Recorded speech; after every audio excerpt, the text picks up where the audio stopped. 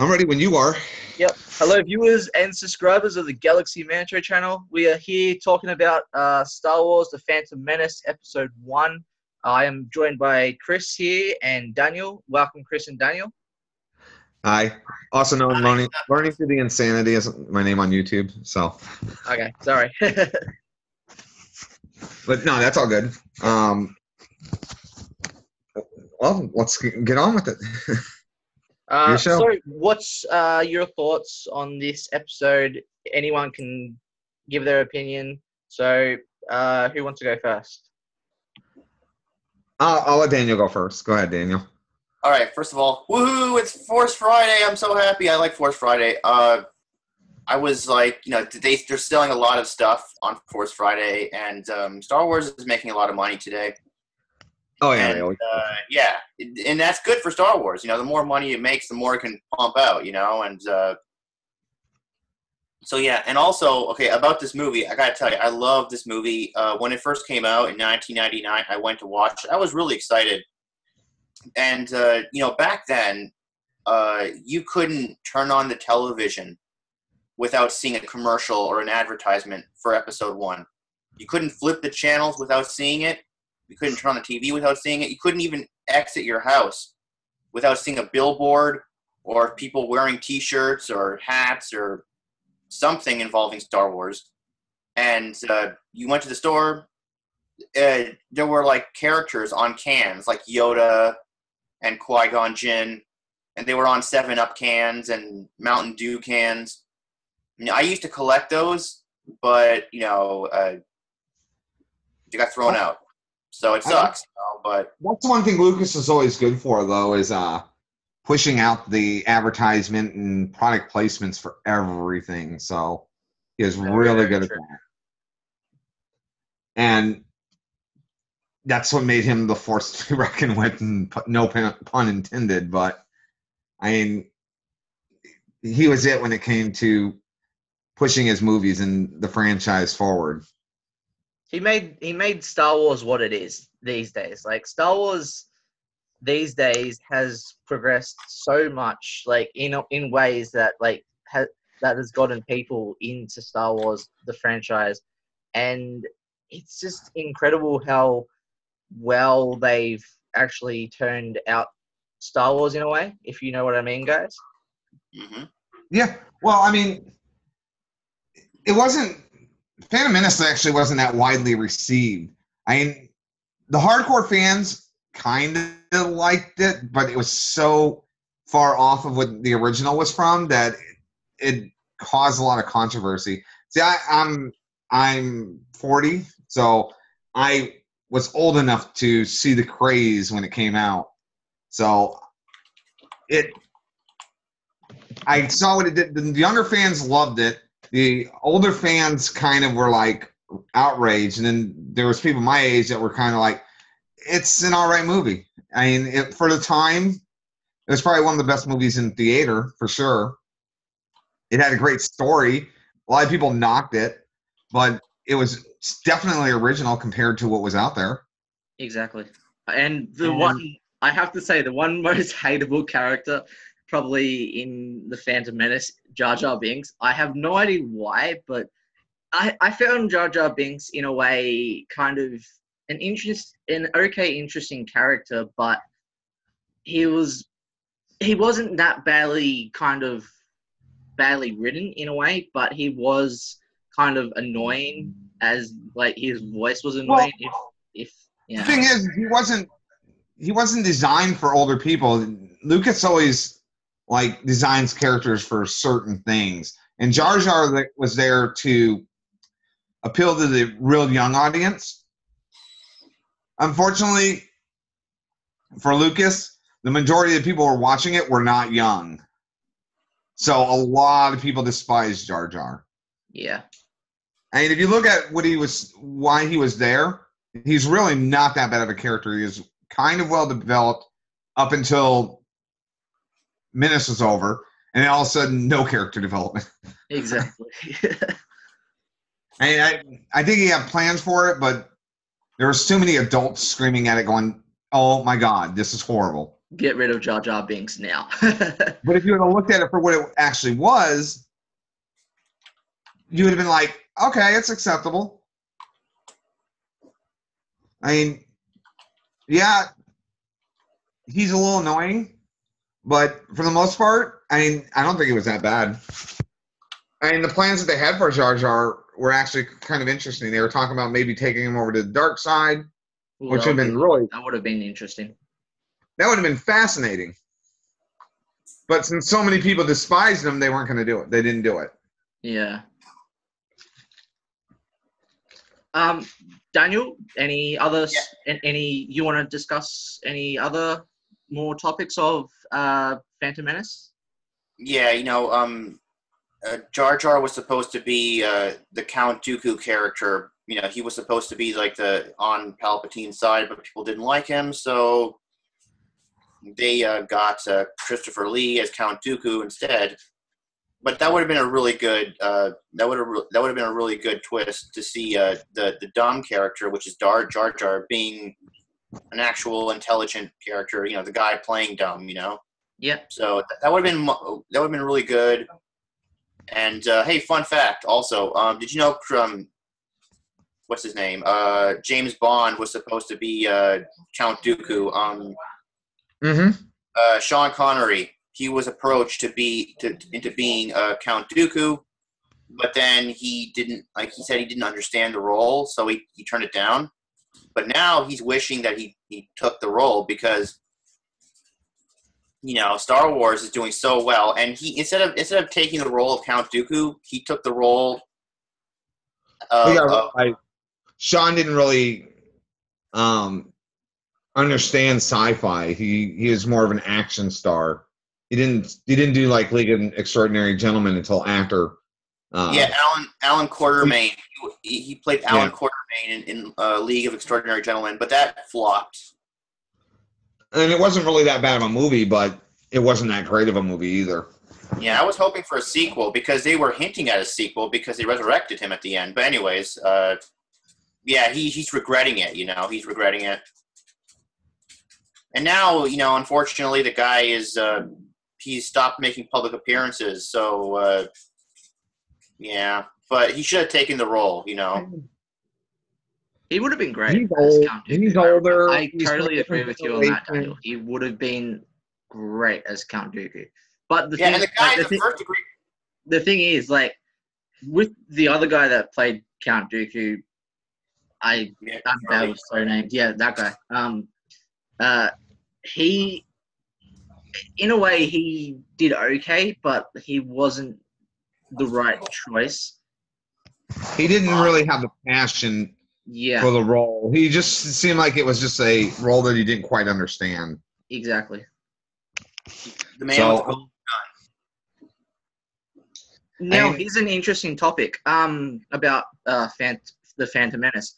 What did you guys like about the concept art and about the kind of little Anakin Skywalker?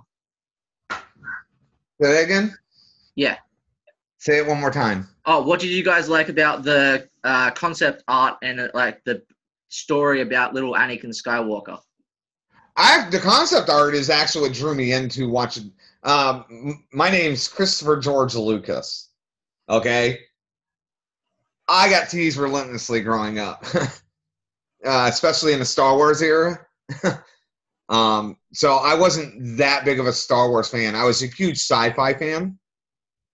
And the concept art for the new Star Wars is actually what drew me in. It was a lot darker. It had a lot darker undertone.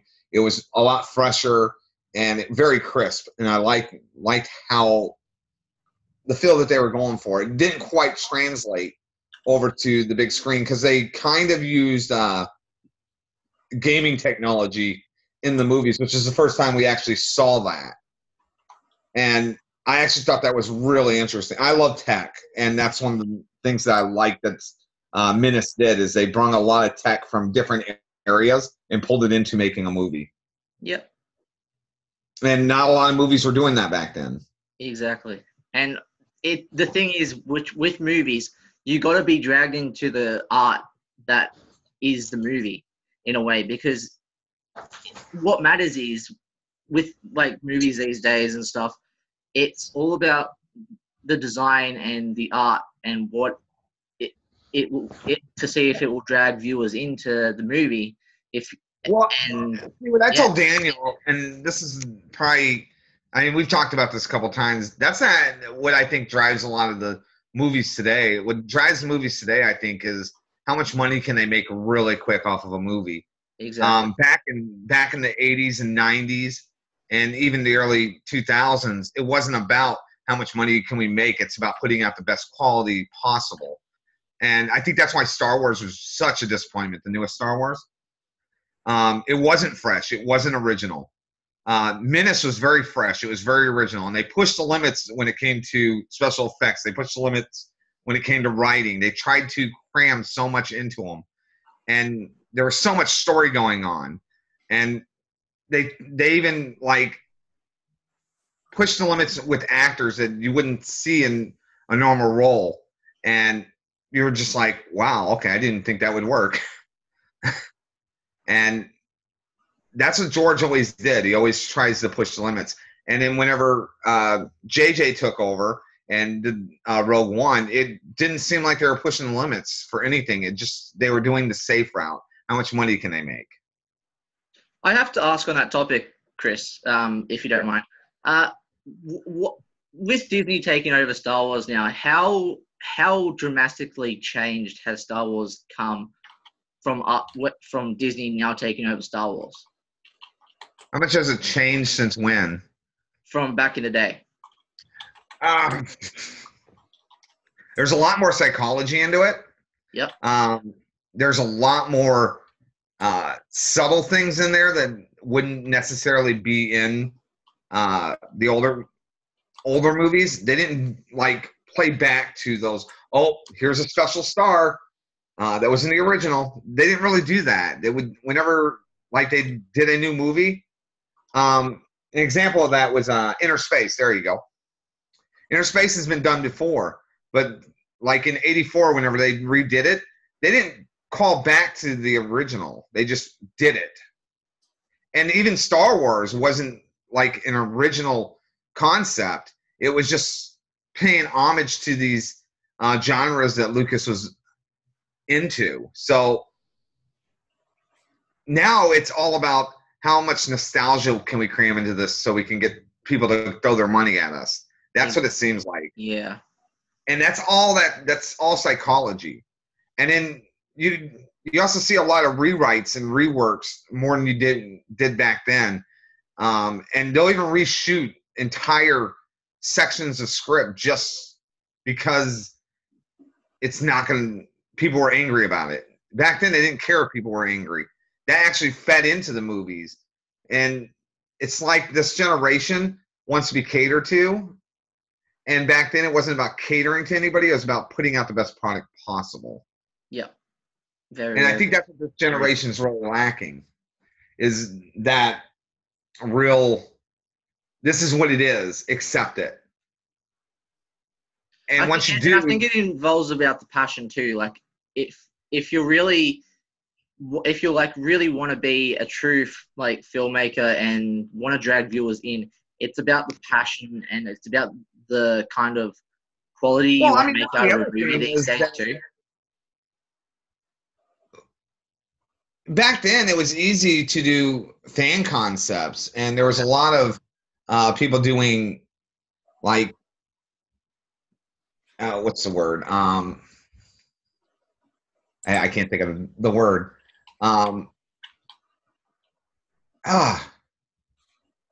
They'd pay homage to something like Doctor Who. Like Stargate kind of is an homage to Doctor Who. Because you got this magical portal that transports you somewhere. It's the same thing as Doctor Who, except instead of it being a portal, it's a box. Yeah. And I think this generation is really missing that. And they also miss the let's build the worlds up. It's a build it up quick and then burn it down and let's start all over. That's what it seems like this generation is, right, Daniel? We talked about this the other day, didn't we? Yeah, definitely. And Daniel, I want to get your take. Little Anakin Skywalker. What did you feel about like seeing little Anakin, and then him evolving into older Anakin in the other movies? We'll discuss that later on when we come to the other Star Wars movies. But how did you feel about seeing little Anakin, and what did that make you feel? Yeah, I liked seeing little Anakin. You know, a lot of people complained about it. They were like, "Oh, he's an annoying little kid," you know, and he's like, you know, like for example, a lot of people they like to joke around and say, "Master Qui-Gon, what are midi-chlorians?" And you know, they're like, "He's annoying," you know, and you know, I mean, I thought he was okay, you know. Well, it was Lucas's attempt to put depth into his world. That's all he was trying to do. Yeah. I love how he built C-3PO. That was awesome. Like, one thing, that kid, Anakin Skywalker, when he was a kid, he is brilliant. He was, like, brilliant at creating C-3PO. I have to say that. Yeah. Agreed. Sorry, in the middle of doing something really quick. That's all good. But go ahead, Daniel, you take over for a minute. So yeah, you know, I loved. Yeah, you know, the movie was pretty good. I mean, at the time, I remember like, all right, when I heard new Star Wars was coming out, I was excited because you know, like I remember throughout the '90s. Okay, I started watching Star Wars in 1991, and I was about 4 years old. And I watched episode 4, 5, and 6, and I loved it. I was waiting for a sequel to episode 6, you know, and like throughout the '90s, I was waiting year after year, but they never did it. And I remember going to the bookstore, and I saw novels of post-Jedi novels. Like there was, for example, there was the Glove of Darth Vader, where Luke Skywalker found the Glove of Darth Vader. There was the Lost City of the Jedi. There was Zorba the Hutt's Revenge. There was Mission to Mount Yoda. And there was Prophets of the Dark Side. And I was really excited to see these because I was like, oh my God, does this mean they're going to restart the movie franchise? But they never did. And all these EU books were coming out. And then finally in finally in 1999 they released episode 1. See, I was excited for new Star Wars, but I wanted a sequel to episode 6. I didn't want a prequel. So at first I was kind of upset. I was like, oh, because you know with prequels you know what's happening. You know what's gonna happen because you've seen everything, and you know that the Empire takes over. You know the Old Republic falls. You know all this stuff. You know Anakin Skywalker turns into Darth Vader. You know everything. So you're like, well, what's the point? I already know how it ends. So, you know. But I got into it. I definitely got into it. Yeah, you know, I mean, like the promotion and everything, all the hype, it sucked me in. It was like a black hole. You know, it sucks you in and just doesn't let go. And I loved it. So. Yeah, it was good. And I have to ask Daniel too. I have to ask, what did you like when you saw that Darth Maul died in the end?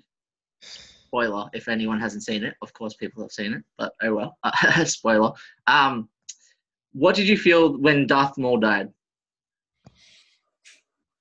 Well, everybody thought at the time that Darth Maul died, and he got cut in half, and then he fell down the reactor shaft, and was like, oh, okay, you know, yikes. And he was still alive. He was cut in half, and he was still alive. And I was like, what? That was like a shock moment for me, too. I was like, what the heck? How could he survive that? It's like impossible. And then, go ahead, Daniel.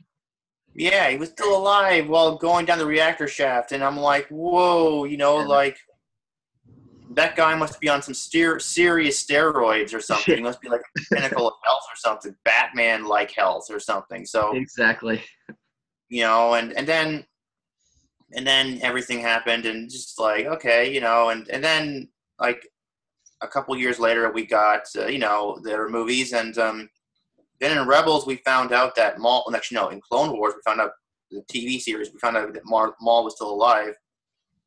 And then finally in Rebels, they marketed the whole thing where, oh my God, Obi-Wan Kenobi and Darth Maul are going to have a final fight. It was like the second last episode of season 3. And it was called Twin Sons. And Darth Maul was on Tatooine looking for Obi-Wan Kenobi. He finally found him. And then they had a duel, their final duel. And the way Obi-Wan kind of took Maul out was like, it was kind of disappointing for a lot of people because they were expecting more spectacle. But Daniel, we have 10. Just so you know, we have 10 minutes. By the way, it's about to finish the meeting. Like 3 seconds, and people were like, "Oh, that's it." But hey, it tied up that storyline, right? So it served its purpose. Yeah. But overall, it was like a good concept. Like the concept of the story was fantastic. Overall with the Phantom Menace, I think it needed a bit more to the story in a way, but it was superb, and overall it was brilliant too. Like the story to the Phantom Menace was amazing. Like it really was. Like even though some people, critics and stuff, kind of didn't really like it, I think the Phantom Menace was okay. I think a lot of them didn't like it. I think they missed the point of the movie. Yeah. The point was what would you guys rate the Phantom Menace overall? I think the point of the movie was to expand the universe, and I think it did an excellent job of doing that. Yeah. Yeah, it was great. And I think a lot of the critics missed that. Yeah. A lot of people were complaining about the movie. They were saying stuff like, "Oh, well, this the same thing that the Star Trek fans are saying. Like, oh, if this is a prequel, then why is the technology more advanced?" Yeah. Well, it wasn't. We just got to see a different part of the universe is all. I mean, think about it. I mean, it wasn't like it was new technology. It was just different. Yeah, but like for different example, in a good way. Kind of. They were comparing the X-wings from the original series to like the Naboo starfighters from Naboo. And like, oh, the Naboo starfighters are like so much more advanced, and they're like so shiny and everything. And yeah, so like, where was that stuff in the original trilogy? That's what they were saying. Well, I mean, time goes. If you looked at it by the time Luke showed up, technology had kind of stalled out. If you look at it from that point of view, it wasn't like there was like any new innovations or anything like that. It was kind of just stalling out. Exactly. Yeah. There wasn't real push for development or anything. Technology was slowing. And that's what happens because that's kind of what Lucas kind of pointed out. When you control so much, ideas become stagnant. Ideas become unoriginal. And that's kind of what happened. And that's what kind of allowed the rebels to come in and pick up sand and become very dangerous. You know what I mean? Yeah, definitely. What would you guys rate it overall, by the way? I gave it at the time a 7 out of 10. Yep. But as time has gone on, I'd probably give it more. After looking at the era that it was in for sci-fi, I would give it probably an 8 out of 10 now. Yep. You're looking back on it. Daniel, what would you rate it? Yeah, definitely. I would give it an 8 out of 10. It was a good movie. I mean, definitely for the era that they were in, it was excellent. I think for me, this one would probably have to be the same with you guys. Like, I totally agree with what you guys are saying and stuff. And the Phantom Menace, yeah, it was the first, like, true kind of, like, trilogy to Star Wars in a way. with Anakin Skywalker little, and then it's like it involves around his story in a way, which it does. But and of course Obi-Wan, like when Anakin meets Obi-Wan, his mentor and his follower, that Anakin will eventually turn against in the movie. I think it's like, is it episode 6? Am I right? He turns against. Yeah. Okay. Cool. Yep. Right. Yeah. So we'll discuss more on the topics of Star Wars. This Zoom meeting is about to close, like right now. So thank you, Chris, for joining. Thank you, Daniel, for joining. It was awesome having you guys on, and you guys are more than welcome to join more Star Wars cast as we discuss more Star Wars leading up to Last of the Jedi. Hoping that's going to be good when that comes out. So fingers crossed with that. But overall, thank you guys for joining, and see you all next time for the episode 2. Daniel, what's that called? Attack of the Clones. Star Wars Episode 2, Attack of the Clones. There you guys go. Stay tuned for the Attack of the Clones review with Daniel and I. And Chris, if you want to join that, you can next time. And yeah, thank you guys so much. Thank you, viewers, subscribers. Please comment your thoughts down below, and see you guys next time. Bye for now.